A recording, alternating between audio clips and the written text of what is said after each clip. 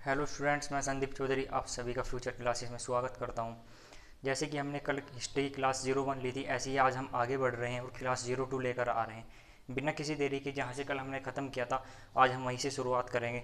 और जितनी भी देर की हमारी क्लास होगी, 20 मिनट, 25 मिनट, 30 मिनट, ज़्यादा समय नहीं लेंगे, क्योंकि जो रिकॉर्ड क्लास होती है वो अपलोड होने में टाइम लगता है थोड़ा उसे। इसलिए जब तक 1000 सब्सक्राइबर नहीं होंगे तब तक हमारी लाइव क्लास नहीं चल पाएंगी। इसलिए आपसे गुजारिश करता हूँ कि आप जल्दी से जल्दी सब्सक्राइबर बढ़ाएं और शेयर लाइक करते रहें, जिससे कि लाइव क्लास जल्दी से जल्दी चल पाए हमारी। चलो किसी बिना देरी के हम आगे चलते हैं। कल हमने एंशियंट हिस्ट्री के बारे में पढ़ा था, हिस्ट्री को जाना था कि हिस्ट्री होती क्या है। उसके बाद हमने एंशियंट हिस्ट्री के बारे में पढ़ा था। उस थोड़ा सा मैंने आपको मध्यकालीन भारत के बारे में बताया था, थोड़ा सा आपको मॉडर्न हिस्ट्री के बारे में बताया था। फिर मैंने दोनों पार्ट साइड में रख के मैंने प्राचीन भारत ले लिया था। उसमें मैंने आपको बताया था, उसमें 3 चीज़ें बताई थी मैंने। मैं वहाँ से शुरू करता हूँ। कंसंट्रेशन के साथ पढ़ेंगे, सभी ध्यान लगाकर पढ़ेंगे। मैंने सबसे पहले आपको बताया था, कुछ बच्चे कह रहे थे कि सर आप इंग्लिश में पढ़ा रहे हो कि डीएलएड वाले हैं तो वो उनका हिंदी में होता है तो वो कैसे समझ पाएंगे। इट्स ओके, कोई प्रॉब्लम नहीं होगी, मैं हिंदी और इंग्लिश दोनों में समझाऊंगा। हिंदी वालों का भी नुकसान ना हो और इंग्लिश वालों का भी नुकसान ना हो। फर्स्ट है प्री हिस्टोरिक एज।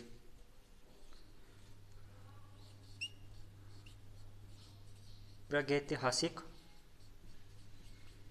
युग, हिंदी में बोलेंगे प्रागैतिहासिक युग और इंग्लिश में बोलेंगे प्री हिस्टोरिक एज। सेकंड था हमारा proto historic age. Proto historic age, जिसे हिंदी में बोलेंगे हम आदि ऐतिहासिक युग।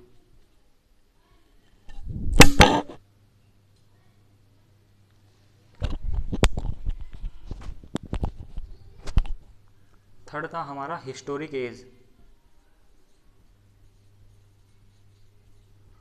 जिसे हिंदी में बोलेंगे हम ऐतिहासिक युग। ऐतिहासिक युग। अगर हम प्रागैतिहासिक युग की बात करें तो इसे हमने दो दो पार्ट्स में डिवाइड कर दिया है।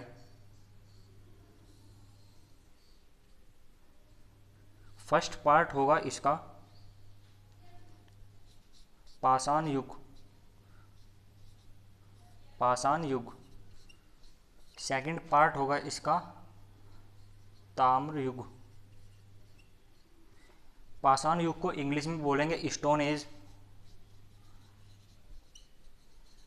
ताम्र युग को इंग्लिश में बोलेंगे कॉपर एज। पाषाण युग का समय था 5 लाख BC से लेकर 3000 BC, before Christ, Isa Masih के जन्म से पूर्व। कॉपर एज ताम्र युग का समय था 3000 BC से लेकर 2000 BC। हमने जो एंशियंट हिस्ट्री थे उसके 3 पार्ट्स लिए, pre historic, proto historic, historic. उसके बाद हमने प्री हिस्टोरिक के 2 पार्ट लिए, पाषाण युग, ताम्र युग। पाषाण युग का समय था 5 लाख BC से लेकर 3000 BC तक, ईसा मसीह के जन्म से पूर्व। ताम्र युग का समय था 3000 BC से लेकर 2000 BC तक। ऐसे ही आदि ऐतिहासिक जो एज था वो एक पार्ट्स में लेंगे हम, सिंगल में डिवाइड करेंगे, जिसे कहते हैं ब्रोंज एज, कांस्य युग। कांस्य युग। कांस्य युग को हम 2 पार्ट्स में पढ़ेंगे। फर्स्ट पार्ट होगा आपका Indus valley civilisation. Indus valley civilisation,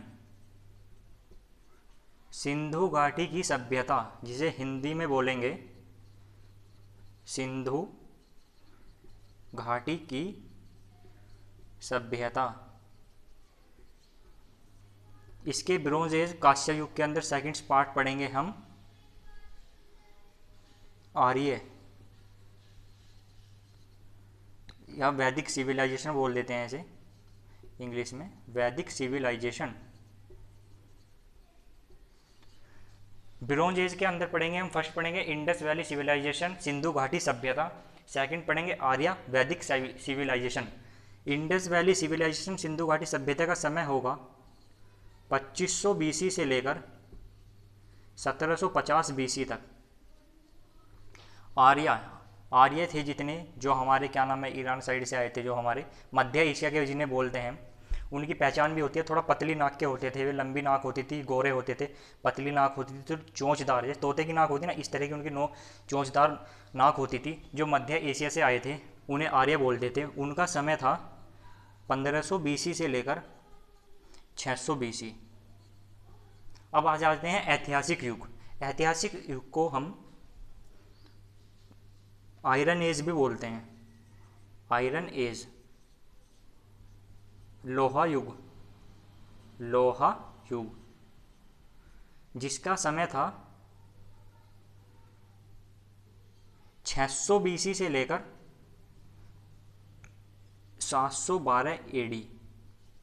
iron युग था हमारा, जो लोहा युग था वो हमारा ईसा मसीह के जन्म होने से पहले 600 वर्ष पहले शुरू हो चुका था, और ईसा मसीह के जन्म होने के बाद तक 712 एडी तक चला, जब तक मुस्लिम शासक भारत पे ना आए। 712 में भारत में पहला मुस्लिम शासक आया था, तब तक ये युग चला। हमने तीनों को अलग अलग पार्ट्स में डिवाइड कर दिया है। अब हम एक एक पार्ट्स को लेकर चलेंगे। नोट कर लीजिए जिसे नोट करना हो, या आप स्क्रीनशॉट भी ले सकते हैं। वैसे स्क्रीनशॉट अच्छा रहेगा, लेकिन सबसे बेहतर तो देखो स्क्रीनशॉट मेरे हिसाब से ज़्यादा अच्छा नहीं होता, क्योंकि आप स्क्रीनशॉट ले लेते हो और आपकी वो सेव हो जाता है लेकिन आप उसे पढ़ते नहीं हो, आप उसे छोड़ देते हो कि चलो आज नहीं कल पढ़ेंगे, परसों पढ़ेंगे, और वो आप कभी नहीं पढ़ पाते हो। इसलिए मेरे हिसाब से अगर मैं बोल रहा हूँ आप नोट कर लीजिए, मैं 1 मिनट आपको देता रहूँगा, 1 या 2 मिनट जितने भी आपको समय चाहिए। अभी तो पता नहीं चल पाएगा कि आप नोट कितना टाइम में कर रहे हो। जब लाइव क्लास चल जाएगी और आप कमेंट करोगे तो मैं अच्छे से जान जाऊंगा कि आप कितना टाइम ले रहे हैं, आपको कितना टाइम लग रहा है, और मैं बिल्कुल डेस्क्रिप्टिव पढ़ाऊंगा आपको, एक एक पॉइंट टू पॉइंट लिखवाऊंगा। मैं ऐसे नहीं करवाऊंगा कि एक एक क्वेश्चन मैंने लिखवा दिया, मैं दे रहा हूँ उसके मैंने 4 ऑप्शंस लिख दिए और आपसे पूछा कि इसका ऑप्शन क्या होगा, ABCD। मैं ऐसे नहीं कराऊंगा, वो उसका कोई भी बेनिफिट आपके लिए नहीं होगा, क्योंकि अगर मैं इस तरीके से पढ़ाऊंगा, डेस्क्रिप्टिव पढ़ाऊंगा, आपके नोट्स बनेंगे तो वो ज़्यादा बेहतर होगा। चलो अब हम पाषाण युग पर आ जाते हैं।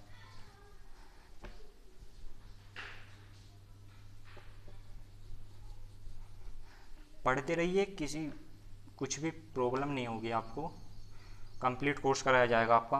और सबसे बड़ी बात तो यह है कि आपकी जो अभी ऑफलाइन क्लास होती थी वे ऑफलाइन क्लास अभी बंद चल रही है, और अगर कोई पढ़ाने की कोशिश भी करता है, हमारे यहाँ पर मावाने में एक टीचर थे, मैं नाम नहीं लेना चाहूँगा उनका, उन्होंने क्लास शुरू की थी, वो इंटर क्लास की क्लास पढ़ा रहे थे, और उनके काफ़ी बच्चे भी वहाँ पर आए थे। तो वहाँ पर जो पुलिस की टीम थी उन्होंने छापेमारी की, तो वहाँ से काफ़ी बच्चों का लोट पकड़ा गया है जो बच्चे वहाँ पर पढ़ रहे थे। तो वहाँ पे कोरोना के डर से तो थोड़ा गवर्नमेंट के सख्त आदेश से तो नहीं पढ़ना है, तो अपना लाइव क्लास चल रही है आपकी सभी सब्जेक्ट की, आप आराम से पढ़िए, घर पर रहकर पढ़िए। चलिए अब बात करते हैं हम स्टोन एज की। स्टोन एज जिसे बोलते हैं हम पाषाण युग। पाषाण युग का समय बताया था मैंने आपको 5 लाख BC से लेकर 3000 BC तक। चलिए इसके हमने 3 पार्ट्स में डिवाइड किया, बहुत ही सिंपली समझेंगे। फर्स्ट होता है पैलियोलिथिक, सेकंड होता है मेसोलिथिक, एंड थर्ड वन होता है आपका पैलियोलिथिक, मेसोलिथिक। पैलियोलिथिक को कहते हैं आपका पूरा पाषाण काल,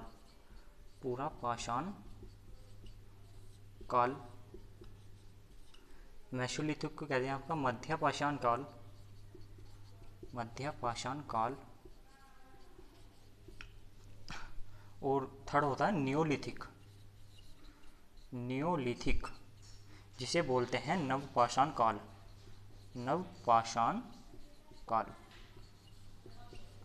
बहुत ही आपको आसानी से क्लियर हो रहा होगा जो चीज़ें मैं करा रहा हूँ ना। अब जो मैं चीज़ें आपको कराना चाह रहा हूँ, पहला जो मैंने पढ़ाया ठीक है बहुत अच्छा है, उसमें से क्वेश्चन लगेंगे तो संभावनाएं हैं, ज़्यादा नहीं लगेंगे। लेकिन जो मैं आपको ये तीनों चीज़ें पढ़ाना जा रहा हूँ, ये 3 चीज़ें जो आप देख रहे हैं ना, ये 3 चीज़ें 100% मैं गारंटी देता हूँ, आप लिख लीजिए। 3 क्वेश्चन ना आए ना तो मुझे आकर कह देना किसी भी एग्ज़ाम में, एसएससी का कोई भी एग्ज़ाम हो, बैंक का कोई भी एग्ज़ाम हो, दिल्ली पुलिस का एग्ज़ाम आने वाला है वो हो, या आपका यूपी एसआई के भी फॉर्म आने वाले हैं, जेल वार्डर के भी आ रहे हैं, या आपके डीआरडीओ के हैं, और आपकी जो दिल्ली गवर्नमेंट टीजीटी वाला कराती है उसके भी है। जितने भी एग्ज़ाम होंगे उन तीनों में से ही एक एक क्वेश्चन जरूर आएगा। अब देख लीजिए क्वेश्चन आएगा क्या। पूरा पाषाण काल, पूरा पाषाण काल में हमारा था क्या? पूरा पाषाण काल में सबसे पहले क्या हुआ, वहाँ पर हुआ आग, आग की खोज की गई, आग की खोज, आग की खोज। लोगों ने क्या किया, लोगों ने आपस में पत्थर मारना शुरू किया, चिंगारी उठी और वहाँ से उन्हें पता चला कि ऐसे कुछ आग नाम की भी चीज़ होती है, तो उसका पता चलाया गया पूरा पाषाण काल। पूरा पाषाण काल के जो लोग थे उस टाइम पे, जो आदिवासी लोग थे, उन्होंने आग की खोज कर ली थी, आग का आविष्कार कर लिया था। सेकंड उन्होंने क्या किया, सेकंड क्या, उन्होंने शिकार करना उन्होंने सीख लिया था। उन्हें पता चल गया था कि शिकार कैसे करते हैं, किसी जानवर को मारना, किसी पशु पक्षी को मारना, और उसे मारने के बाद, उसका शिकार करने के बाद उसे अपना भोजन बनाना। आग का भी उन्हें पता चल गया था। पहले क्या था, कच्चा भोजन खाते थे वे, उन्हें आग का पता चला, फिर उन्होंने उसे पकाना शुरू किया, उसे पका हुए को खाना शुरू किया। तो उन्होंने इस तीन, अगर कोई इसका हम देखें, आशय देखें, अगर इसका अर्थ देखें, तो उन्होंने भोजन संग्रहण करना सीख लिया था। भोजन संग्रहण, भोजन संग्रहण करना सीख लिया था उन्होंने, कि कैसे भोजन को पाया जाता है, कैसे उसे खाया जाता है, किस तरीके से करते हैं, वो उन्होंने सब पूरा पाषाण काल में सीख लिया था। और यहाँ से क्वेश्चन अब जरूर आएगा आपका कि आग की खोज कौन से काल में की गई, पूरा पाषाण काल में की गई। आदिवासी जो थे, जो पुराने लोग थे, शिकार कौन से युग में उन्होंने सीखा, शिकार करना कौन से काल में सीखा, मध्य पाषाण काल, नव पाषाण काल, पूरा पाषाण काल। आपका उत्तर होगा पूरा पाषाण काल। भोजन संग्रहण करना उन्होंने कौन से काल में सीखा, पूरा पाषाण काल। नेक्स्ट आ जाते हैं हम मध्य पाषाण काल। मध्य पाषाण की बात करते हैं तो उन्होंने सीखा यहाँ पे पशुपालन, पशुपालन करना। मध्य पाषाण काल में आते आते उन्हें पता चल गया कि पशु को पाला भी जाता है, पशु को पाला भी जाता है। और यहाँ जो सबसे ज़्यादा पशु का पता चला है पालने का, वो चला है आदमगढ़। आदमगढ़ ये जगह पड़ती है एमपी, मध्य प्रदेश में एक जगह पड़ती है। वहाँ से हमें पता चला है, हमारे इतिहासकारों ने बताया है कि मध्य पाषाण काल में पशु पाले जाते थे, और वो जगह है आदमगढ़, जहाँ पर इस चीज़ का साक्ष्य मिला है। सेकंड है बागोर, राजस्थान। दो जगह से हमें इस बात का साक्ष्य मिला है, पता चला है कि मध्य पाषाण काल में पशु पाले जाते थे, एक आदमगढ़ एमपी, एक बागोर राजस्थान। अब आ जाते हैं हम नव पाषाण काल। नव पाषाण काल में क्या था, लोगों को खेती करनी आ गई, एग्रीकल्चर, फार्मिंग करनी उन्होंने शुरू कर दी। उन्हें खेती करनी आ गई कि उन्होंने गेहूँ बोने शुरू कर दिए, उन्होंने जौ बोने शुरू कर दिए। इस तरह की जितनी भी चीज़ें थी उन्होंने सब सीख ली। और जो समय बता देता हूँ मैं आपका, पूरा पाषाण काल का समय था आपका 4 लाख BC से लेकर 8000 BC, 8000 BC, 4 लाख से लेकर 8000 तक। मध्य पाषाण का काल का समय था 8000 से लेकर 4000 तक। और नव पाषाण का समय था 4000 से लेकर 2500 BC तक। अब देख लीजिए क्वेश्चन क्या आएगा आपका। क्वेश्चन आपका समय से तो बहुत ही कम पूछा जाता है, इस तरह के क्वेश्चन नहीं पूछे जाते। क्वेश्चन आएंगे तीनों में से, बिल्कुल सिंपल बता रहा हूँ, 3 क्वेश्चन आपके आने आपके 6 नंबर पक्के करा रहा हूँ आज मैं सेकंड क्लास में। और गारंटी दे रहा हूँ पिछले साल के जितने भी एग्ज़ाम है, या 20 साल के पुराने 20 साल के जितने भी एग्ज़ाम है, आप उन्हें उठा के देख लीजिए। अगर यहाँ से क्वेश्चन ना हो ना तो आप क्लास लेनी बंद कर देना। ये देख लीजिए क्वेश्चन आएगा, आग का आविष्कार कब किया गया, पूरा पाषाण काल। पशुपालन कब किया गया, लोगों ने पशुपालन करना कब सीखा, मध्य पाषाण काल। लोगों ने खेती करनी कब सीखी, लोगों को खेती करने का कब पता चला, नव पाषाण काल। तीनों चीज़ें आपकी बहुत ही अच्छे से क्लियर हो चुकी है, 3 क्वेश्चन आपके क्लियर हो चुके हैं। और कभी कभी ऐसा हो जाता है कि अलग अलग क्वेश्चन में डाल दिए जाते हैं, आग की खोज, भोजन संग्रहण, पशुपालन कहाँ पे सबसे ज़्यादा हुआ, आदमगढ़ या बागोर राजस्थान, एग्रीकल्चर का कब पता चला, नवपाषाण काल, इस तरह के क्वेश्चन बिल्कुल आपके आते हैं। आप नोट कर लीजिए, स्क्रीनशॉट ले लीजिए। जैसा पढ़ा रहा हूँ सिर्फ बस आपको ऐसे ही पढ़ना है और इससे अलग आपको कुछ नहीं पढ़ना है। अगर आप ज़्यादा पढ़ने की कोशिश करोगे, किताबें काफ़ी आ रही है मार्केट में, 100 से भी ज़्यादा किताबें होंगी, लाखों किताबें होंगी, ल्यूसेंट आती हैं, बहुत सारी आती हैं, ऐसे ऐसे नाम बता दूंगा आपको मैं।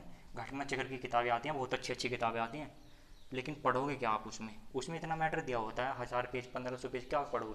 पहला पेज और आप आते आते 500 पेज पे आ जाओगे। 500 पेज पे आने के बाद आप क्या करोगे? पहला पेज भूल जाओगे, सेकंड पेज भूल जाओगे, थर्ड पेज भूल जाओगे, आपको कुछ भी याद नहीं रहने वाला। मैं बता रहा हूँ ना, ये एक चीज़ से कलेक्ट करा हुआ, ये एक चीज़ से कलेक्ट करी हुई नॉलेज नहीं है, ये काफ़ी टाइम से और काफ़ी किताबों के द्वारा जो संग्रहण किया हुआ आपके लिए मैं लेके आया हूँ। ये माइक थोड़ा प्रॉब्लम कर रहा है। ये एक दिन की मेहनत है, काफ़ी समय का ये मेरा जो मेहनत है, मैं तजुर्बा है, मैं उसे आपके पास लेके आ रहा हूँ।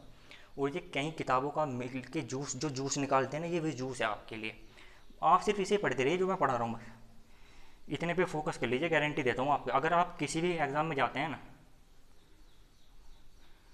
आप जाते हो यूपी पुलिस के एग्ज़ाम में, 25 क्वेश्चन सपोज करो आते हैं जीएस के, जितना पढ़ा रहा हूँ आप इतना पढ़ लीजिए, 20 से ऊपर जाएंगे आपका स्कोर, 20 क्वेश्चन से ज़्यादा आप स्कोर करोगे। नेक्स्ट, अब आ जाते हैं हम, एक सिविलाइजेशन थी जो मैंने अभी आपको बताया, सिंधु घाटी सभ्यता, हड़प्पा सिविलाइजेशन बोल देते हैं, हड़प्पा सिविलाइजेशन।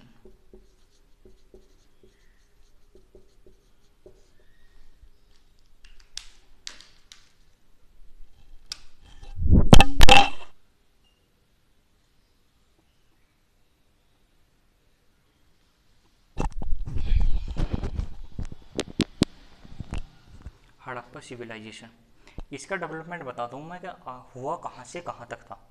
ये देखिए, ये आपको पता होना बिल्कुल ज़रूरी है। ये देख लीजिए आप, मैं मैप के थ्रू, मैं ज़्यादा जो चीज़ें हैं ना आपकी, वो मैं मैप के थ्रू ही कराऊंगा। ज्योग्राफी हो, मैं फुल ज्योग्राफी आपके मैप के थ्रू कराऊंगा। आप ये कहेंगे इतनी ईजी हो जाएगी कि आपको बिल्कुल मैप टू मैप पढ़ा दूंगा, कि आप कहेंगे कि सर ये तो बहुत ईजी है, ये तो बहुत ईजी है, बहुत आसान है पढ़ने में, बिल्कुल ईजी होगा। ये देखिए, ईस्ट वेस्ट नॉर्थ साउथ। जो आपका नॉर्थ था, एक जम्मू में एक जगह पड़ती है मांडा, क्या पड़ती है? मांडा। मांडा से लेकर महाराष्ट्र, साउथ में कहाँ तक पड़ता है? महाराष्ट्र। जहाँ पर एक जगह पड़ती है दायमाबाद, दायमाबाद या देमाबाद भी बोल देते हैं। ईस्ट में आलमगीरपुर, शायद आपको पता भी हो आलमगीरपुर कहाँ पर पड़ता है। आलमगीरपुर ये पड़ता था आपका मेरठ में। से पहले आलमगीरपुर,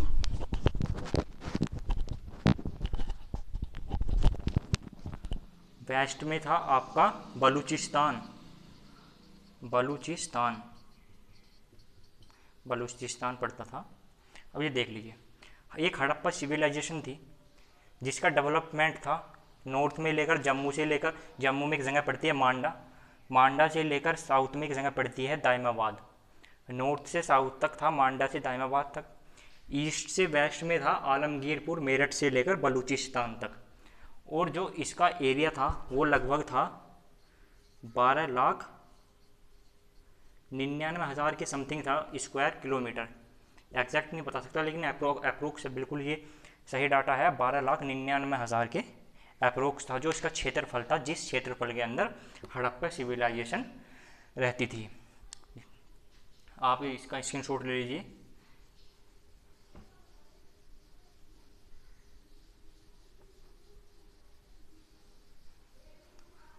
और एक चीज़ और बता देता हूँ आपको, आपने जो जितने भी युग पढ़े हैं वो मैंने आपको युग पढ़ाए हैं, उसमें ये देखिए, फर्स्ट बताता हूँ मैं सतयुग, ये बहुत इंपॉर्टेंट है आपके लिए।